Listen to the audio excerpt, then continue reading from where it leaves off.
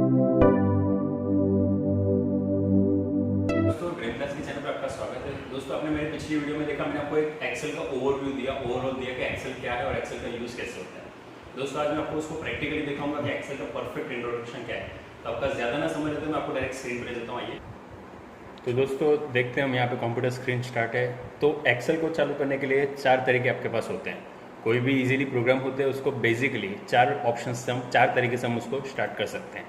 अगर आपके पास एक डेस्कटॉप पे आइकॉन है तो डेस्कटॉप पे क्या होगा, एक्सेल का आइकॉन होगा, उसको डबल क्लिक करके डायरेक्ट आप स्टार्ट करेंगे, वो इजीली स्टार्ट हो जाएगा। उसके बाद स्टार्ट में ऑप्शन में जाएंगे तो यहाँ पे भी नीचे रहता है एक्सेल। तो एक्सेल ऑप्शन क्या होता है, जैसे आप स्टार्ट पे क्लिक करते हैं वो शॉर्टकट यहाँ पे यूज़ होता है। शॉर्टकट कब आता है दोस्तों, शॉर्टकट कब यूज़ होता है, यहाँ पे करना स्टॉप एवं क्रॉप कर ले। एक्सेल यहाँ पे जैसे देखते हैं कि शॉर्टकट कब यूज़ होता है, जब आपने लास्ट टाइम इसको यूज़ किया हो। क्योंकि अगर आप यहाँ पर राइट क्लिक करके उसको रिमूव फ्रॉम द लिस्ट कर देंगे, वो यहाँ से हाइड हो जाता है, मतलब यहाँ से रिमूव हो जाता है। एक्चुअली वो हमारा प्रोग्राम यहाँ से सिर्फ रिमूव हुआ है, लेकिन अगर आप ऑल प्रोग्राम पे क्लिक करते हैं, उसमें माइक्रोसॉफ्ट ऑफिस में जाएंगे, उसमें हमारा रहेगा माइक्रोसॉफ्ट ऑफिस एक्सेल 2007। और एक तरीका है कि आप कीबोर्ड की शॉर्टकट से कीजिए Windows+R, जिसमें आपको लिखना है EXCEL, यानी एक्सेल को एक शॉर्ट फॉर्म में लिखा एक्सेल और ओके कर दिया, डायरेक्ट एक्सेल ओपन हो गया। दोस्तों एक्सेल भी हमारा एक माइक्रोसॉफ्ट ऑफिस का पार्ट है। जैसे माइक्रोसॉफ्ट ऑफिस वर्ड था, वैसे सेम एज इट इज़ हमारा एक्सेल है। एक्सेल का यूज़ जैसे मैंने आपको लास्ट वीडियो में बताया था कि हम लोग इसमें डेटा अलग अलग देख सकते हैं, कि डेटा एंट्री कर सकते हैं। तो इसकी आप स्क्रीन देख रहे हैं, जनरली थोड़ी डिफरेंट है वर्ड से, क्योंकि वर्ड में हमारा पूरा सिंगल पेज हुआ करता था और इसमें बॉक्सेस दिए हुए हैं। इवन इसके मेनूज कुछ ऑप्शन चेंज होते हैं। तो दोस्तों इसकी पूरी स्क्रीन का मैं आपको ओवरव्यू देता हूँ। सबसे पहले एम एस वर्ड की पूरी स्क्रीन को हम डॉक्यूमेंट कहते थे, लेकिन इसकी पूरी स्क्रीन को हम बुक कहते हैं। एम एस वर्ड का डॉक्यूमेंट क्यों कहा जाता है, क्योंकि वो डॉक्यूमेंट वर्क करता था। और ये बुक क्यों, क्योंकि इसमें डेटा एंट्रीज का मेंटेन कर सकते हैं, डेटा मेंटेन कर सकते हैं। और एम एस वर्ड के पेज को हम सिर्फ पेज कहते हैं, सिंपल पेज। लेकिन एक्सेल में आपको पेज नहीं, इसको कहना है शीट। जैसे हम इसको शीट 1 शीट 2 कह सकते हैं, यानी अटेंडेंस शीट इसमें मेंटेन होती है, इसके लिए इसको शीट भी कहा जाता है। इवन इसमें भी आपके पास सेम रहेंगे 7 मेनू, लेकिन मेनू में कुछ चेंजेस है। जैसे कि पहले होम इंसर्ट पेज लेआउट रहेगा, लेकिन बाद में 2 ऑप्शंस, 2 मेनू एक नए हो जाते हैं। इसमें हमारे पास ऑप्शन बार यानी कि प्रॉपर्टी बार भी सेम रहेगा, जिसको हम रिबन बार भी कह सकते हैं।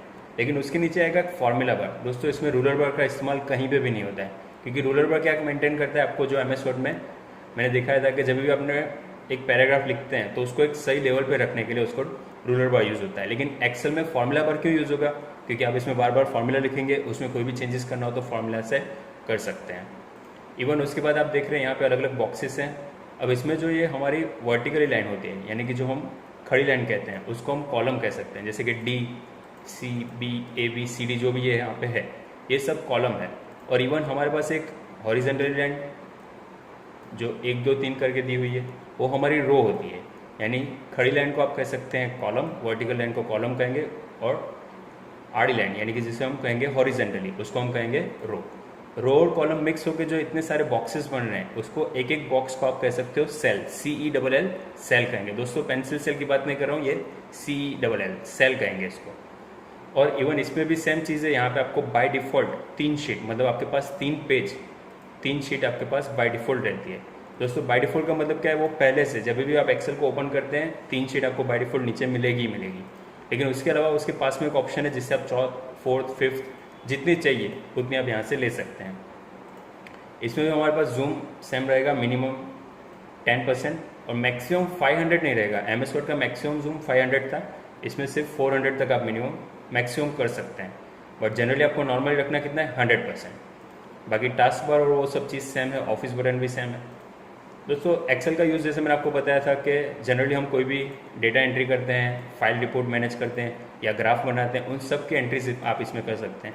जैसे जनरली हम लोग आज देखते हैं कि अलग अलग साइबर काफ़े होते हैं, अलग अलग कस्टमर होते हैं। जैसे कि हम लोग देखते हैं कि हम लोग हमारा सिम कार्ड यूज़ कर रहे हैं, एयरटेल है, वोडाफोन है, जियो है, तो उनके पास भी हमारा एक डेटा मेंटेन होता है। तो वो लोग भी इवन डेटा मेंटेन करने के लिए एक्सेल का एक बेसिक यूज़ कर सकते हैं। लेकिन डेटा मेंटेन के लिए दोस्तों बहुत सारे हैवी सॉफ्टवेयर्स आते हैं, बट एक सिंपल अगर आपको डेटा मेंटेन करना है तो एक्सेल आपके लिए परफेक्ट रहता है।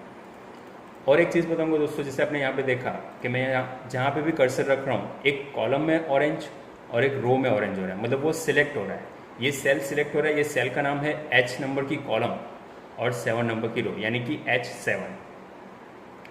इसमें दोस्तों जैसे हमने देखा अलग अलग बॉक्स है।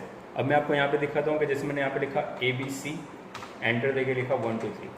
जब दोस्तों मैंने यहाँ पे, आप देख सकते हैं, मैं यहाँ पे आपको जूम करके दिखाऊंगा कि जब आप यहाँ पे कोई भी टेक्स्ट लिखते हैं, अगर जैसे आप यहाँ पे कोई नेम भी लिखते हैं तो नेम आपका लेफ्ट साइड रहता है। जब आप यहाँ से कोई नंबर टाइप करते हैं तो नंबर हमेशा वो राइट साइड पे चले जाते हैं, क्योंकि इसका एलिमेंट फिक्स सेट किया हुआ है कि कोई भी टेक्स्ट रहेगा तो वो लेफ्ट रहेगा और कोई भी नंबर रहेगा वो राइट साइड रहेगा। दोस्तों भी आप देख पा रहे हैं कि मेरे जैसे ड्रीम क्लास नाम बड़ा है तो वो कॉलम से बाहर चला गया है। तो ये जो कॉलम से बाहर जा रहा है, इसको यहाँ से आपको क्लिक करके क्लिक खींचते जाइए तो आप उसको मेंटेन कर सकते हैं, या फिर डबल क्लिक करेंगे तो उसकी स्पेसिंग के हिसाब से, मतलब कितने कैरेक्टर दिए हुए हैं उसके कैरेक्टर के हिसाब से उसको डायरेक्ट सेट कर सकते हैं। इवन दोस्तों और एक चीज़ बताऊंगा कि जैसे हमने यहाँ पे लिखा था नाम नंबर, तो जब भी आप कोई नेम लिखते हैं या कोई भी टेक्स्ट लिखते हैं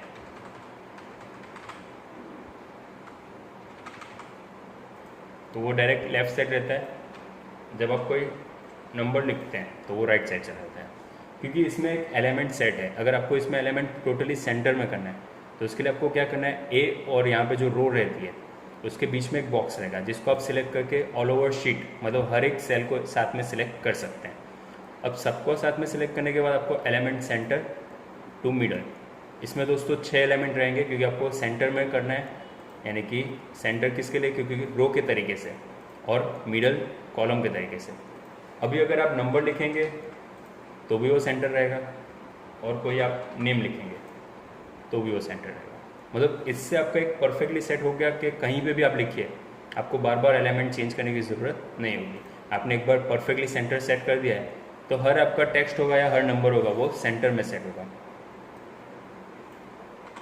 दोस्तों और एक चीज़ एक्सेल के लिए मैं आपको बताना चाहूँगा, इसके अलग अलग वर्जन आते हैं, जो 2003, 2007, 2010, इस अलग अलग वर्जन के हिसाब से इनमें रो कॉलम भी ज़्यादा होती है। जैसे कि मैंने आपको बताया कि एक्सेल के इंट्रोडक्शन में सबसे पहले मैंने आपको बताया कि जो हॉरिजेंटल लाइन होती है हमारी,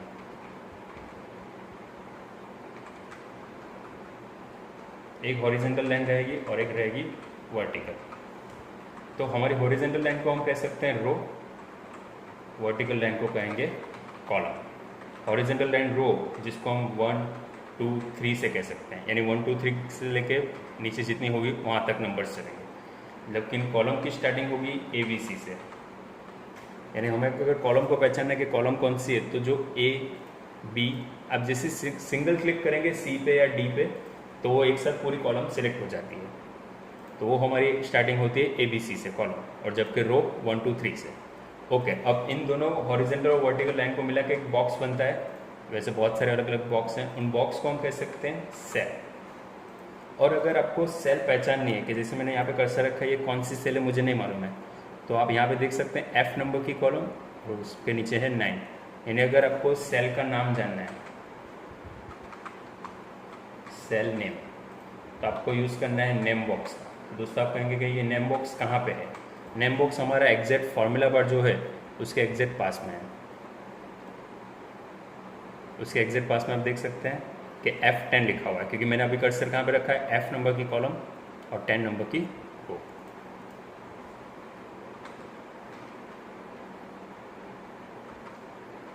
मैं आपको थोड़ा जूम करके दिखाऊंगा जिससे आपको ज़्यादा आइडिया आएगा। आप देख सकते हैं मैंने यहाँ पे कर्सर रखा हुआ है B6, तो जो फॉर्मूला बार है उसके एग्जैक्ट पास में आपको नेम बॉक्स दिख रहा है। देखिए कर्सर रखने पे वो डायरेक्ट हाईलाइट कर रहा है कि ये नेम बॉक्स कहा जाता है। नेम बॉक्स एक्चुअली में कोई भी सेल को पहचानने के लिए यूज़ किया जाता है कि आपका कर्सर कहीं पे भी है और आपको आइडिया नहीं आ रहा है कि ये कौन सा सेल है, तो वहाँ पे वो लिखेगा E3।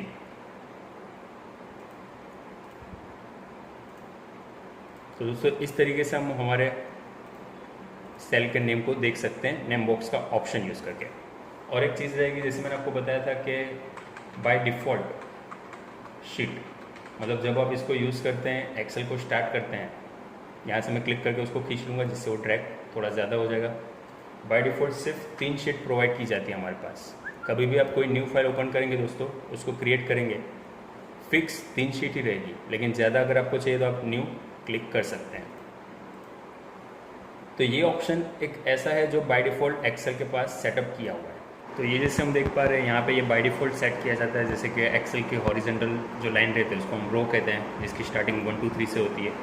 वर्टिकल जो लाइन रहेगी उसे कॉलम कहेंगे, जिसे ABC से स्टार्टिंग होती है, जो हम देख पा रहे हैं ABC ये कॉलम से।